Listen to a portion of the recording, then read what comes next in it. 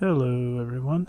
I just wanted to show you a little trick you can do with Kontakt 5 and probably 6. I don't really use 6 right now. I believe you need the full version. But if you have samples that have DC offset issues, or I think a similar a similar issue would be reverse polarity, although I'm not sure they're exactly the same thing. But I think this will fix both of those issues. It won't fix things like phase cancellation and things like that. Just things, fundamental problems with the waveform itself. So I'm going to drop in a bunch of samples. Let's see. And so you get the samples that are in question that have the DC offset issues. And I know a lot of these do. I don't know if I just don't know how to use Biome correctly. This is the plugin I use to make these samples. Must be something I'm not doing right. But as you can see, pretty much all of these samples, ooh, that one's bad. They're offset. There should be this right here should be up here, and there should be like stuff on the top of it and on the bottom, left and right. But as you can see, everything is pretty much below this line. This is like the 0 line, and it should be going up and down between that. So what you can do to fix this, I just discovered this is pretty cool. Go to the sample editor after selecting the sample. So you want to have mapping editor and wave editor open. Makes it quicker. Once you've selected the entire sample, or I suppose if there's just a little section that's the problem, you can just get that section in question. And then you want to push this DC removal button. You can see it in the description below, pop up down there. So this will remove that DC bias problem.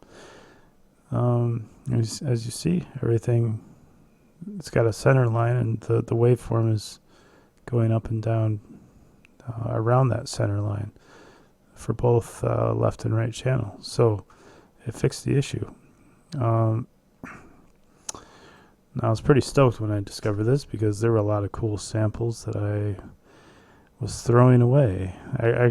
Luckily I didn't delete them, but I just tossed them from the library I was working on. So they're still in my hard drive. So I'm going to go back and fix them all with this method here, and they actually really do. They do something like, it's weird how they sound at certain times.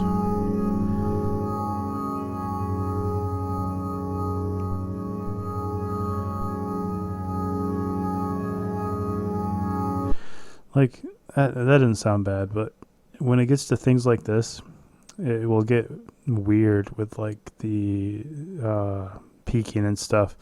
Like even if it doesn't look like it's gonna peak, it will just it will do weird things to your sound. So having this DC offset issue is not good, and I don't know if it's synonymous with polarity issues, reverse polarity, but it seems like there's similar issues. So it may fix pretty much all those issues related to your samples not being in the center here like they should be. So yeah, just go to the sample editor, highlight the entire sample, and then push DC removal. It just goes right in the middle. And I've tested it out on all these samples when I've corrected it, and they were acting weird, and they were peaking and doing funny things where they shouldn't. And when I did this, everything was normal, and you could hear more of the sample, like it, because what it does when you're DC offset, there's the issue with that. The peaks, the volume, there's not as much headroom, so you don't hear all the sound that you should, because you have conflict in the sample, competing peaks and stuff. So when you do this, you give more headroom, obviously, so you can hear more of the sound. And it's hard to explain, but you can just tell when you have an issue with that.